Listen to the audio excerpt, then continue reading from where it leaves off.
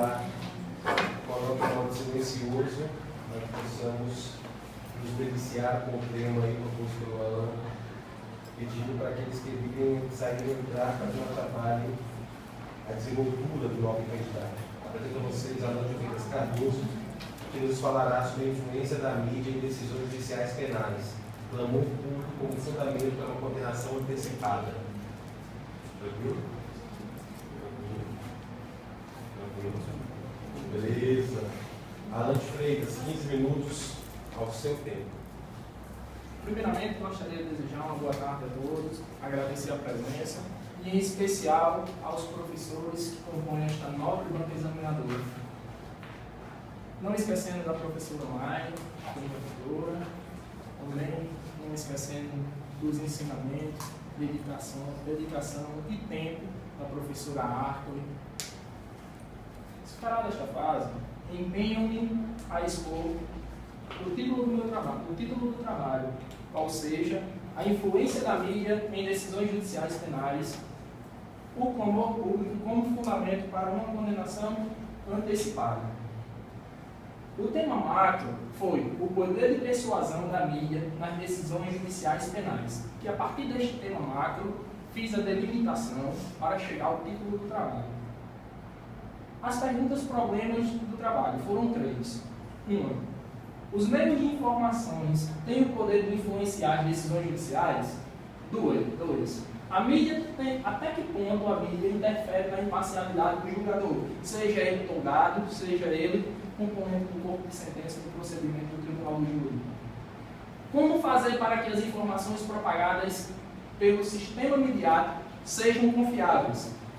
Por resumo, o presente trabalho científico partiu da análise da pressão da mídia que faz sobre o âmbito penal, no tocante às decisões judiciais, como o crime é abordado pelo noticiário, a prisão preventiva com base no clamor público, garantias fundamentais envolvidas, a imparcialidade dos julgadores perante essas notícias midiáticas. A palavra-chave foi mídia, influência, clamor público. Objetivo geral. Justamente, o objetivo geral foi demonstrar essa influência que a mídia traz no âmbito penal, nas decisões judiciais, especificamente. A metodologia bibliográfica foi usada a metodologia bibliográfica através de revisão literária, sites específicos em direito, consulta de outros artigos científicos que trabalham essa mesma temática, e um ênfase maior de consulta em 3 obras: no Populismo Penal Midiático, de Luiz Flávio Gomes, no Aurílio Alves Júnior, Prisões Cautelares, e em Tribunal do Júri, de Paulo Rangel.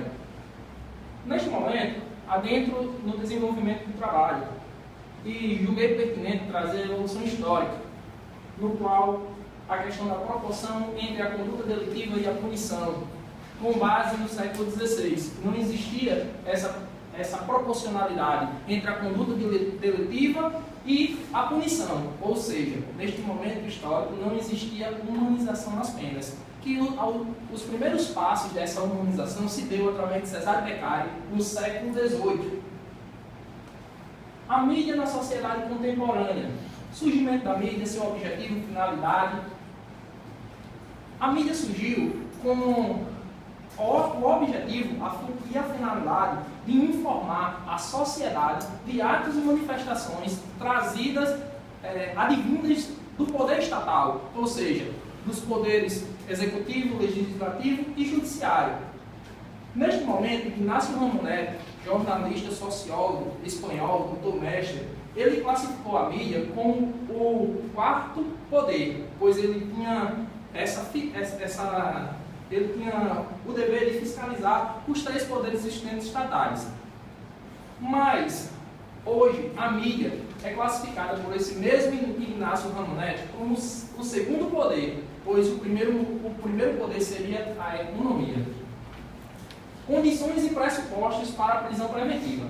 Neste tópico, julguei pertinente trazer a questão do clamor público. As condições e requisitos para ensejadores para uma prisão preventiva estão elencadas no artigo 312 e 313 do Código de Processo Penal, nos quais são garantia da ordem pública, da ordem econômica, conveniência da instrução criminal, assegurar a aplicação da lei penal. E como vemos, é notório perceber que não existe o requisito comor público. O comor público, ele, embora ele não esteja nos requisitos da prisão preventiva, mas muitas vezes ele é usado como fundamento, pois, agindo assim, o julgador age como um sismógrafo judicial. O que seria um sismógrafo? É um equipamento que mede a tensão da terra, os abalos terrestres. Por isso essa analogia, sismógrafo judicial. O julgador, ele pega o caso concreto, analisa e muitas vezes, por esses requisitos ser dotado de uma vagotomia imensa, ele molda a situação do caso concreto a uma garantia de ordem pública, a uma garantia de ordem econômica, pois eles são muito vagos, termos amplos, muito criticados esses requisitos pela doutrina garantista. A prisão, temos também que levar em conta que a privação de liberdade é algo excepcional no nosso ordenamento jurídico, pois o direito penal trabalha em última rádio. Consequências dessa quebra de regra. Quando o julgador age dessa forma e tenta moldar alguma situação para preencher esses requisitos ensejadores de uma prisão preventiva, é uma quebra de regra. Isso é muito perigoso no direito penal, por tratar do direito da liberdade do indivíduo. Né? Tem que preencher, tem que obedecer os princípios constitucionais envolvidos. A consequência da quebra de regra é que automaticamente poderá ensejar uma nova quebra de regra, pois uma vez quebrada a regra, nada impede que ela seja cobrada novamente. E quando analisamos essa sistemática, a gente tem um retrocesso social, que volta ao século XVI. O retrocesso social é a questão da não proporcionalidade. Não existe a proporcionalidade entre a conduta delitiva e a punição aplicada, pois aqui o processo está sendo julgado antecipadamente. Os reflexos destas informações midiáticas nas decisões judiciais. O primeiro elemento que tem que ser levado em conta é o tempo, pois o tempo do direito nunca será o tempo social, pois o tempo social ele trabalha em uma velocidade enorme, impossível do tempo do direito alcançar essa velocidade. Isso ocasiona o ativismo judicial, quando o julgador trabalha assim. Outro elemento que deve ser levado em conta é o aumento do risco proporcional na decisão judicial, pois toda decisão judicial parte de um risco, no qual se julga o processo antecipadamente, aumenta-se o risco. O risco de quê? O risco da não obtenção da justiça. A influência da mídia perante o julgador. O julgador, indivíduo, ser humano, inserido na sociedade, muitas vezes ele toma essa notícia pelos noticiários, pelos meios de comunicação em massa. Ele já recebe essa notícia em primeira mão. E não é equívoco dizer que esta notícia, dotada de interesse particular, que a mídia perdeu aquela essência de informar o cidadão e ganhou uma essência mercadológica, capitalista, de interesse privado, julgador versus noticiário, igual a possível comprometimento na imparcialidade.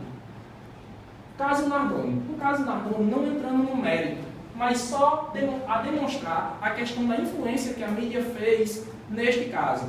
Ela usou uma teoria defendida por Luiz Flávio Gomes, que chama teoria da espetacularização, que é a aplicação de métodos novelísticos, é a rotulagem do mocinho e do vilão, e com isso, uma condenação pela mídia.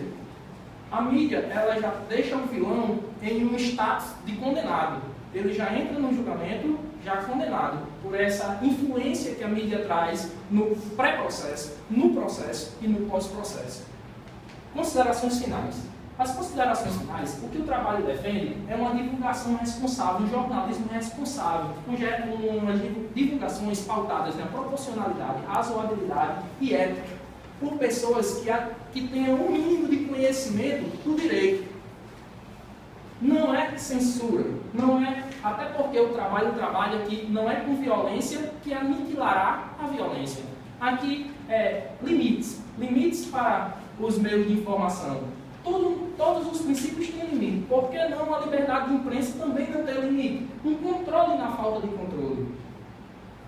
Só assim o processo percorrer o seu caminho que deve respeitar os princípios constitucionais, como o princípio da presunção de inocência, devido processo legal, ampla defesa, contraditório.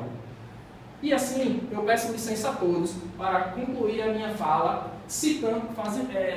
deixando aqui uma citação de Francesco Canelucci, que diz: as pessoas creem que o processo penal termina com a condenação, o que não é verdade. As pessoas pensam que a pena termina com a saída do cárcere, o que tampouco é verdade. As pessoas pensam que a prisão perpétua é a única pena que se estende por toda a vida. Eis outra ilusão. Se não, sempre, 9 em cada 10 vezes, a pena jamais termina. Quem pecou está perdido. Cristo perdoa. Os homens não. Francesco Canelucci, muito obrigado.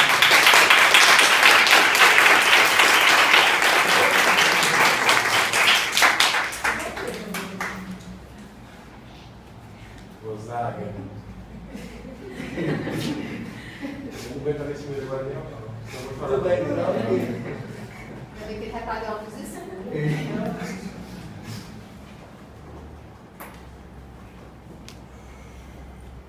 Bem, o que a gente hoje vê é a sociedade do espetáculo. Né? Inclusive, isso é de um autor. A sociedade do espetáculo, ela entra também dentro desse campo. Né? Quando você tem um determinado caso, um determinado sofrimento, a mídia toma conta desse teu sofrimento e a mídia coloca como se fosse uma telenovela. Então, todo dia a mídia alimenta com um pouquinho, né? E isso é fruto de uma indústria cultural. Quando eu li há 28 anos um livro chamado A Indústria Cultural, de Adorno Rogai, ele dizia que esse tipo de mídia era a área do lixo. Né? Ele dizia muito bem, isso é a área do lixo. Por quê? Porque eles tentam colocar na cabeça das pessoas aquilo que realmente eles desejam e fazer com que as pessoas recebam tudo aquilo já manipulado. Né? É um decreto que você não percebe de onde vem o decreto. Então as pessoas vão, assistem, apreendem tudo aquilo e fazem realmente o que eles já predeterminaram, né? Nessa sociedade do espetáculo. Então é um verdadeiro o diabo veste Prada. O diabo veste Prada não da hora que a menina pega o celular e joga no lixo, né? Se desencadeando de todas essas correntes que a mídia faz, né? Então aí entra fetiche, o conceito fetiche, no sentido mais amplo, de ideologia, de consciência falsa, de consciência verdadeira. E isso termina no teu trabalho, exatamente nessa, né, de como essas decisões são influenciadas por esse senso comum. Senso comum